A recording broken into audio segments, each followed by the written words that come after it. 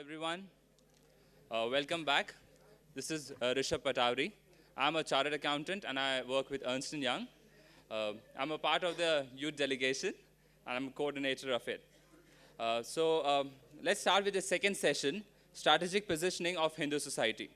So the chairperson for the second session is Mr. Amit Srivastava.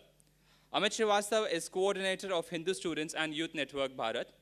He has been a youth activist and student leader at various capacities. At JNU New Delhi, he was coordinator, Vivekanand Vichar Manch, the ideological branch of ABVP. At IIT Bombay, he coordinated several Seva works under Sangh. He is also founder member of national youth movements such as Bharat Uday Mission and Youth for Equality. He headed IT companies in areas of digital mapping and digital advertising. I request you to please put a big hand for all of them. Namaste everyone. Thank you, Rishabh.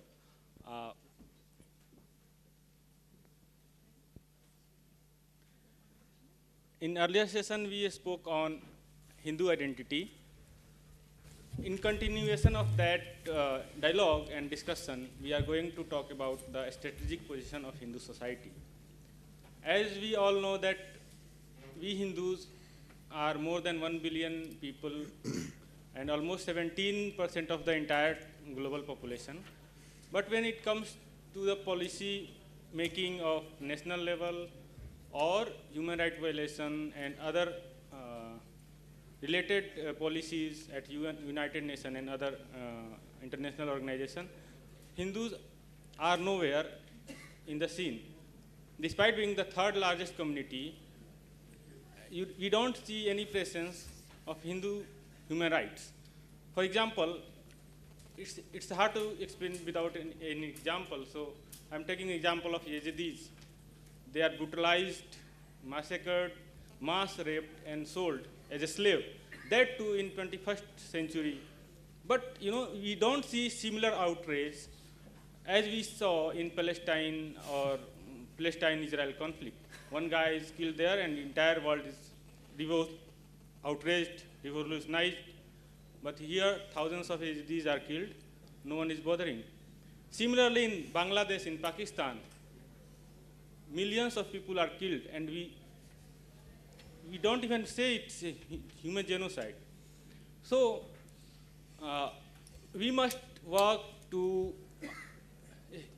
on the strategies to position our Hindu society, how we can participate in national policy making and international policy making. This session is all about the processes, and our distinguished speakers will share their experience in their respective host societies and how they have overcome this policy lacuna and presence lacuna in entire national and international forums. So,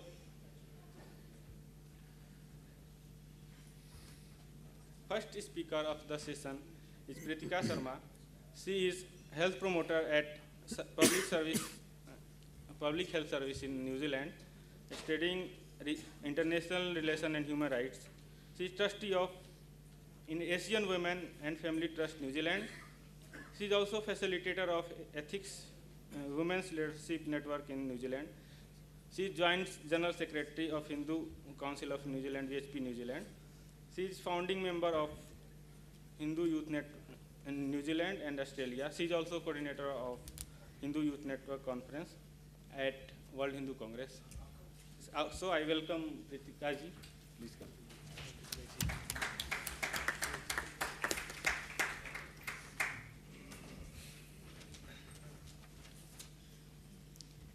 Thank you, Amit ji. Kia ora and namaste once again, everyone. I promise you I don't have a scheduled presentation tomorrow. It's just 2 today. My topic today is influencing local and central government politics. So going straight into it,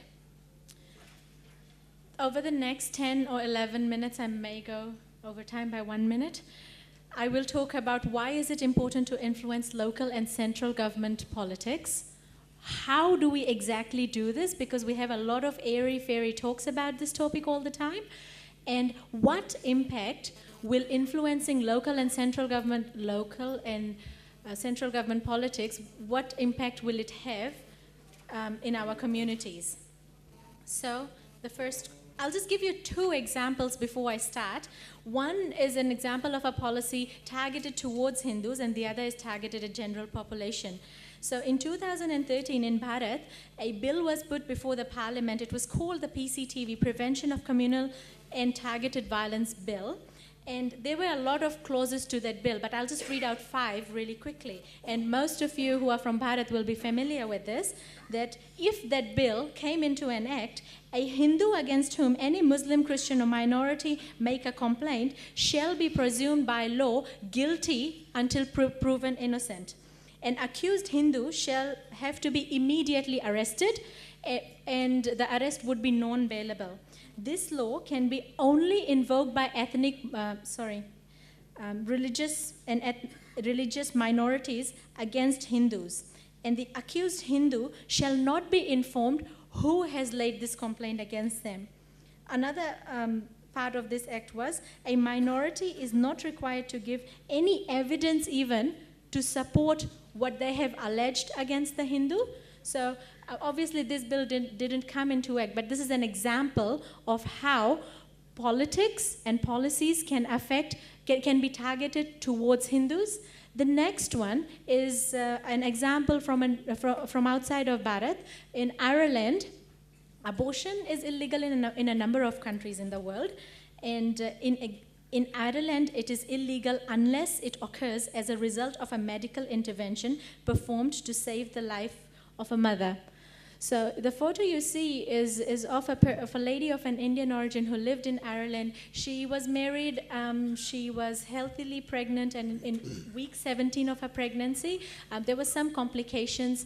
Her fetus started dying, and all that she needed was an abortion, but she was refused one because Ireland is a Christian country, and they do not allow abortions in Ireland. So that girl there lost her life only because Ireland is a Christian country. So this is an example of how politics, which sets the policies of your world, affects masses of population. So not just Hindus. She's not the first lady in Ireland to lose her life because she wasn't given an abortion. So therefore, it is important for current and next generation of Hindus to know how to influence policies in order to safeguard the interest of our Hindu community and the wider society as well. So those of you who are looking for a textbook answer, we will put this slide up somewhere. You don't have to scribe, but underlying principles of influencing lie in the power of hardwiring, liking, evidence, time, economic rationality, and whether the person who is making the decision, which is your politician, are they being rational or emotional at the time they are making the decision. So with that textbook framework, I will discuss how Hindus, and particularly youth, have been part of efforts in influencing local and central government policies in New Zealand. So the first thing to do in order to influence local and central government politics, you have to make yourself visible and showcase your capability. I know a number of countries around the world organize Hindu youth conferences, and we have a lot of discussions. And sometimes our discussions are limited to how to do a puja, what is the significance of a marriage, what is the significance of these rituals in Antim Sanskara, what is all these rituals about Namkaran Sanskar, and why do we need to do certain things in a puja, how to invoke gods and goddesses in a puja. That is fantastic. That is really good. We need to teach our children that, and we need to have these conversations. But in order to strategically position Hindu community in mainstream, maybe those discussions can be limited to the temple or at our recreational centers where Hindus are interacting. When you're organizing national conferences, like Simran gave an example earlier, invite prime ministers, minister for youth, and depending on what your topic is, if your topic is environment sustainability, then think Minister for Environment. Invite the Human Rights Commission. So think strategic. In New Zealand, there's an Office of Ethnic Affairs. There's an Ethnic People's Advisory Board. So we are thinking, invite the chair. If not the chair, request them to send a representative. So we are trying to make a relationship with the position, not the person, because politics keeps changing. People keep changing. It's the position that is responsible for the welfare of people. So when we organize such conferences, from New Zealand, we took out the statistics where orange graphs show the education qualification of Hindus in comparison to the rest of the country. I won't go into much detail. This one shows the professions Hindus occupy in comparison to the other religions in the country. And I'm using the word religion here because from Statistics New Zealand, that is the only way to know how Christianity, Islam, and atheist and rest of New Zealand is doing. Then only we can compare. Income. And then, so if you notice the first slide that I put up, Hindus had a really high, came out really high in education, but they came quite low in terms of high income. The last graph, rest of New Zealand earns more than Hindus do. So this is the principles that I was talking about, principles of influencing. This is the power of evidence. Invite people, show them who you are, where you are, show them that you are capable of doing these things. In New Zealand, 2009, we organized the first National Hindu Youth Conference. Human Rights Commission was there, they saw it. They saw it in the morning. By lunchtime, they promised that they will give $7,000 scholarship every year to Hindu Youth New Zealand for 2 people to attend a 3-week self-development course. So since 2009, we've been sending people. Nitika's been on the course, and when we go back to New Zealand, Murli is our next candidate going on that Outward Bound course on a Human Rights Commission scholarship. After that conference, Department of Foreign Affairs and Trade in New Zealand invited Hindu Youth New Zealand to be part of a government delegation going to Asia Pacific region. So, because we made ourselves visible and we showed them our capability. We told them that we can sit around the table and talk with you in the same language. Second thing, participate in processes that influence policy. Stand for election, vote, and make submissions. I'll give you 4 really quick examples of how New Zealand has achieved success through making submissions. Please take note of time as I give you the 4 case studies now. So in 2009, Human Rights Commission asked all New Zealanders, should religious education be part of school curriculum? What did Vishwa Hindu Parishad answer? We answered no. You listened to Krishna's presentation this afternoon. Hindu Dharma is not a religion. So this wasn't in the interest of Hindu community. We answered no. We said, instead, young minds should be taught spirituality, moral values, and ethics. Introductory knowledge about all major religions is fine, but religious observance, we strongly opposed it. Religious education, by the way, did not become mandatory in schools. I'm not saying Vishwa Hindu Parishad's submission made all the difference, but it contributed to making the difference. And we also gave a solution. Like, solution is teach young minds all of these things, spirituality, moral values, ethics, and introductory knowledge. So try to give solutions as well. Don't just oppose. Think of solutions, because sometimes even Human Rights Commission is looking for solutions. So in 2011, there was another document out, another question, should workplaces do religious observation in the workplaces? Now you know the answer, I won't ask you. We made a written submission, and we made an oral presentation on the topic religion and state when this particular document was launched. Now the thing is, you make submissions, it's not to say everything's gonna go your way all the time. But the point is, success or not, take whatever you get. Most important thing is that do not change your position statement. Today, Hindu Dharma is not a religion. Tomorrow, it becomes a religion because it works in your favor. It doesn't work that way. Define your position statement. And in our case, Hindu identity equals Hindu Dharma or identity of our civilization. So we didn't change our position statement. Now, coming up to 2012, there's an Office of the Children's Commissioner in New Zealand. They put out a statement which said that we do not condone violence towards children, and nobody condones violence towards children. And they said we will work through faith communities. So they went to churches, and churches came and signed the statement, mosques came, all gurudwaras, Buddhist monasteries came and signed the document. Hindu Council, or VHP New Zealand, again said, we don't condone violence towards children, but we can't sign it because we are not a faith community. So did you see, we've been saying the same thing since before 2009, and we've been making submissions, and it's been so many years, but our position statement hasn't changed. And for the first time, Office of the Children's Commissioner recognized Hindu community as a dharmic community, and this is what they put out, that Hindu Council of New Zealand endorses the initiative because we didn't condone violence towards children. The Hindu Council have chosen to write their own statement, which includes the declarations made in the national statement, but also contain reference to Hindu philosophy and scriptures. And our statement on our letterhead and the Office of Children's Commissioner statement sits side by side on their website today. And just a last one.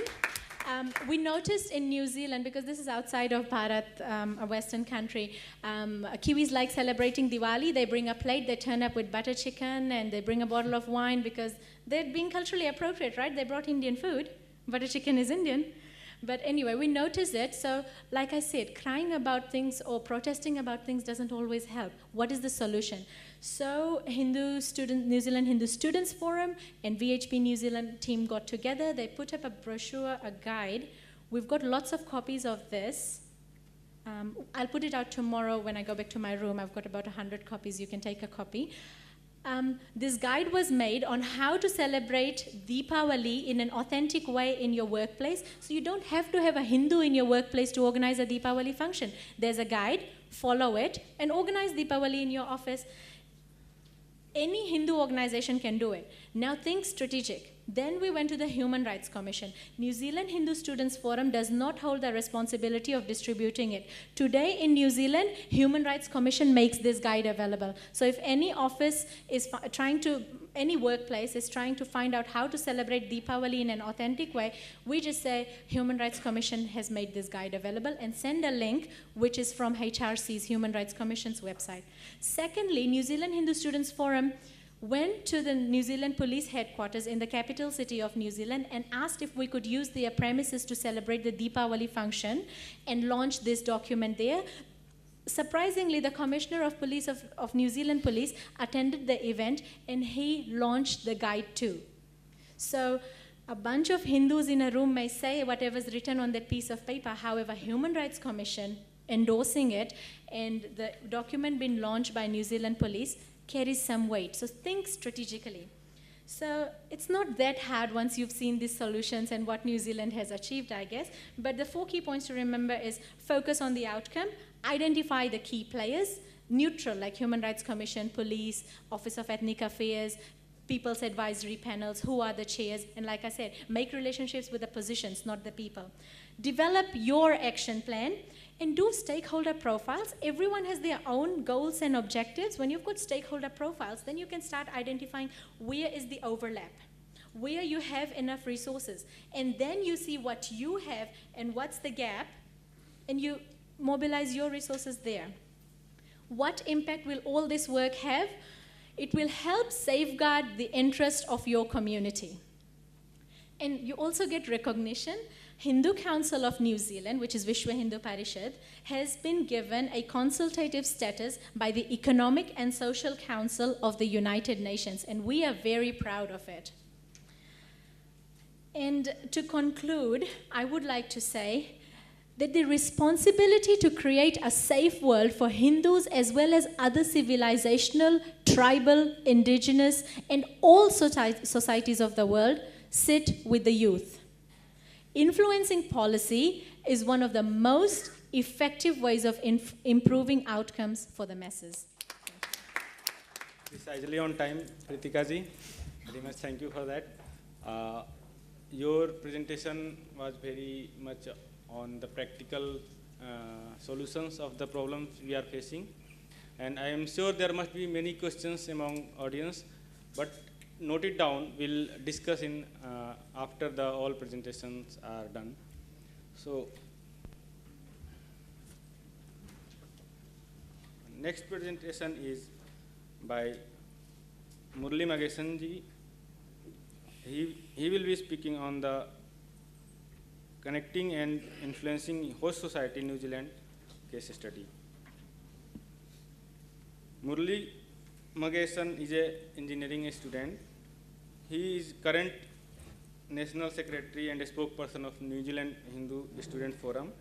He is organizing member of various Hindu festivals, programs involving wider community in New Zealand. And he wants to help the Hindu movement and is looking forward for the Hindu resurgence. Murli ji.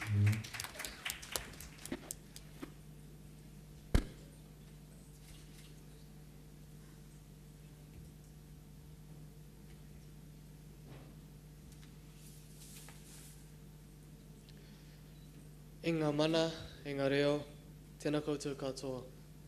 Ko Himalaya te maunga, ko Ganga te awa. Ko Murli Magesen aho e mihi nui ana ki a koutou, e aku rangatira, tēnā koutou katoa. Namaste. The few words I spoke before was in the language of Māori. This is the language of the indigenous people of New Zealand. In essence, it translates to the authorities, to the languages, welcome.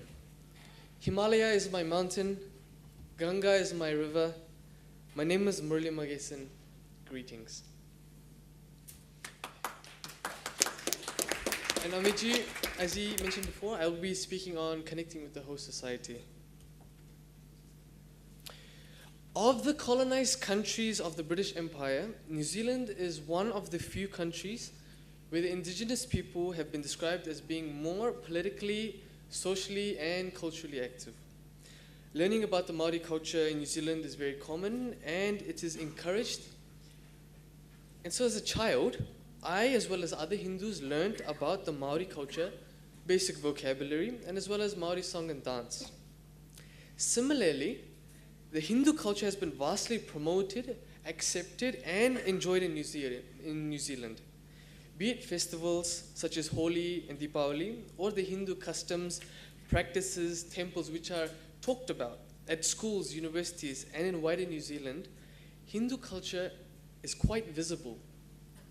And it is becoming increasingly more well-known and popular. Hindu Dharma in New Zealand has a large following with approximately 90,000 people who align themselves to this. Hindus have connected to New Zealand in a large way through their contribution in terms of educational achievements, contributions in the various sectors of the New Zealand workforce, and their input to the New Zealand economy. Directly working within our community and extending out and getting involved with the wider New Zealand, Hindus have connected well with the host society. One of the well-established organizations of Hindus in New Zealand is the Hindu Council of New Zealand, which is Vishwa Hindu Parishad of New Zealand. Not only has there been organizing of Hindus within the various Hindu communities, there have been organization of Hindus in the various temple organizations in New Zealand, such as Swaminarayan Temple and the Hare Krishna Bhakti movement and so on. There have been efforts to bring the various Hindu organizations together through the Hota Forum that is established in New Zealand. Hota standing for Hindu Organizations and Temples Association. Hota is just one of the numerous efforts by the Hindu Council of New Zealand to connect with the New Zealand society, contribute to, and bring together communities. The celebration of Hindu festivals, be it Holi or Deepavali, have been having more and more impact in New Zealand. Though at first it was celebrated within our own community, the awareness and celebration of Hindu festivals have moved on to schools in New Zealand, the universities, and into the eyes of the public. Deepavali, one of the most popular Hindu festivals in the world, is annually celebrated in New Zealand in various cities, attracting large crowds. It is celebrated at the Parliament with traditional lighting of diya. It has been attended previously by the Prime Minister of New Zealand and a variety of ministers as well. The following are some images of community interaction, connection, and celebration of Hindu festivals in New Zealand. So the photos are of some performers at the Rotorua Deepavali Festival, which is unique in the sense it's smoke-free, alcohol-free, meat-free, and it's an event free to the public and has been held for many years, attracting a large crowd from all around New Zealand. The photo on the left is a photo of Holi, celebrated as a youth festival in the premises of a marae, which is the traditional gathering place of the Maori people in New Zealand. The photo on the right is Holi celebrated at a secondary school in New Zealand.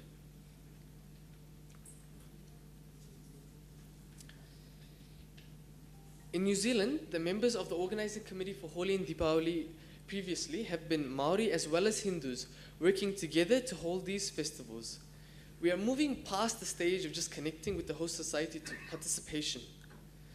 The image on the left is an example of one of the efforts to raise health awareness in New Zealand, It is a program in which a large number of people of non-Hindu backgrounds such as New Zealand European, Maori, and many others are participating in it. It is the Yogathon, the marathon of Surya Namaskars held annually throughout New Zealand. The image on the right is the art of Maori tattooing, known as moko, and Hindu culture coming together as Mehndi Moko. The Hindu community have become part of New Zealand and connected with them.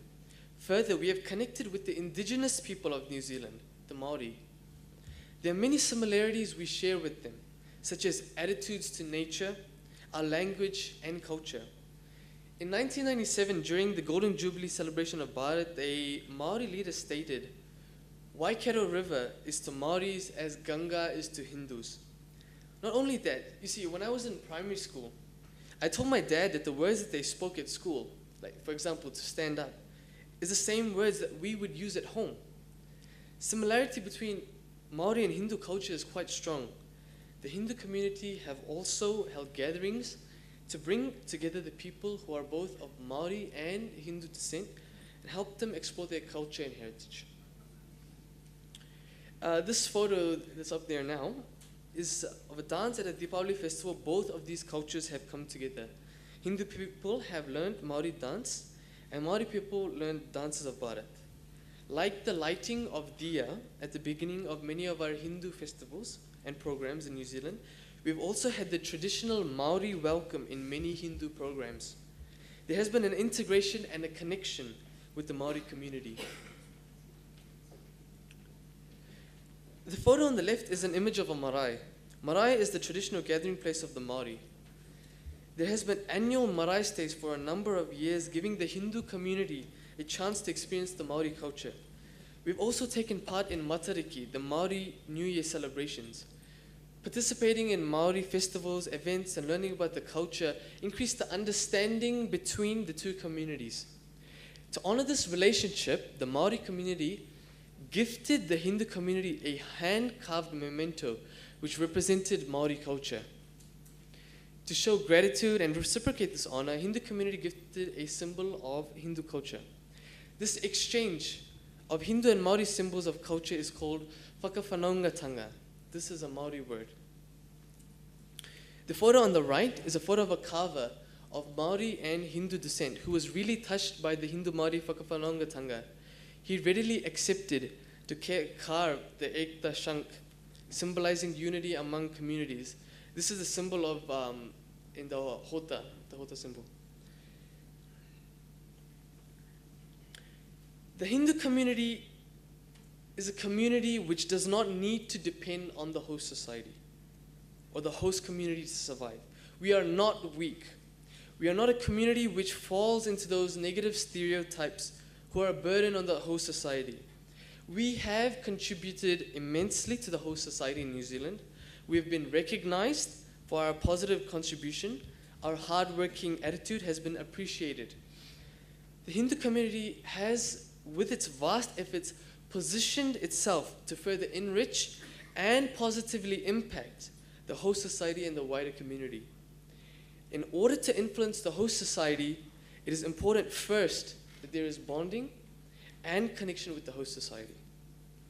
Of course, it is good and well to discuss what we have done so far, but as always, the main focus will be to see what more we can do to further improve New Zealand society. The challenges before us, the current generation of students and young professionals, as to how we will uphold and define our dharma, how we will inform wider society about the identity of our civilization, how we will strategically organize ourselves to be leaders, entrepreneurs, servicemen, managers, scientists, doctors, engineers, bureaucrats, technocrats, and be a part of the labor workforce, living the Hindu way of life and contributing to the betterment of our country as a society. Hindu Dharma or Hindu way of life have time-tested and proven practices which can offer solutions to various alignments in society like family values, emphasis on education, offering cure to different medical conditions through yoga, Ayurveda, which the West is looking towards for solutions. We'd like to draw a plan to promote these practices and make them realize that Hindus can offer so much to the society. Thank you.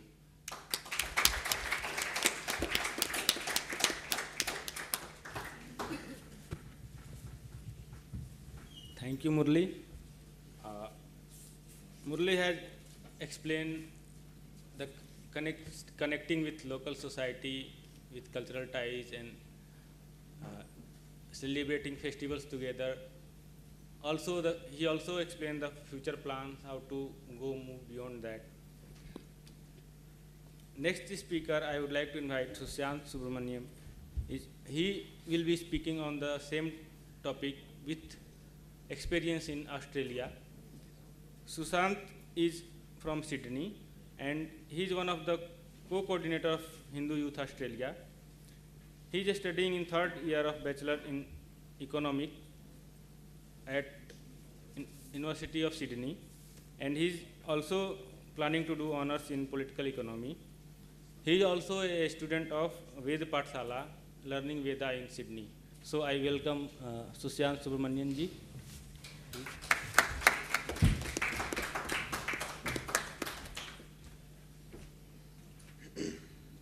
Hari Om. Good afternoon to all delegates. I'm Sushant Subramanian, and I'm here to present on my personal case study, which is, of course, I'm connecting and influencing the host society in Australia. So in the short presentation, I will go into a brief background on Australia, where we're at briefly. So, and I'll specifically focus on like the Hindu organizations, especially on Hindu Youth Australia, which is the organization that I'm a part of, because that's where my personal case study has been at, and basically how we've connected and how we've influenced this, our host society, and how we've also been so far recognized. And I would also discuss about how we could expand. We could expand from where we're at from this position. So I'll briefly start with Australia, where a brief background. So there are 23 million people, according to the Australian Bureau of Statistics, as of this year, 2014. So we Hindus are about 1.3% of the population as of the 2011 census. More specifically, 275,500. So our mean age is 31.63, median age is 30.05, which is below the national average of 37. So because we have a younger population, gives us more of an advantage to get the youth involved in our activities and to strengthen Hindu consciousness amongst the youth. So the main concentrations, of course, are in our big cities, Sydney, Melbourne, Brisbane, and also a few concentrations around Perth and Adelaide. Hindus tend to be mainly of Indian background, I have to say it, but also large numbers of Fijians, Sri Lankan Tamils, Malaysians, and South Africans as well. So at this current stage, here are our Hindu organizations. So the Vishwa Hindu Parishad Australia, so that's like the mother of all organizations anyway, in Australia for the Hindus. So we got Hindu Youth Australia, which is what I'm a part of, and what Krishna is part of, and Chetna, she's also a part of, where BHP Australia's youth wing. There's also the Sydney Veda Pathshala and Bala Samskar Kendra, which of course I've been attending Sydney Veda Pathshala since its establishment in 2008. That's another way of how they connect with the Vedas to the youth, especially the youngsters, so that they could get the knowledge and they could spread that knowledge wherever they go, especially in temples during Pratosham, for example, where they could chant Rudram or any other Vedic chanting. There's the Hindu Council of Australia, which has been newly established. There's Seva Australia. They do a lot of social services, like helping out with let's say disability fundraisers or other tree planting events. They do a lot in that. And we have various temple groups and organizations. And basically now next I'll get on to what Hindu Youth Australia is, which is the organization that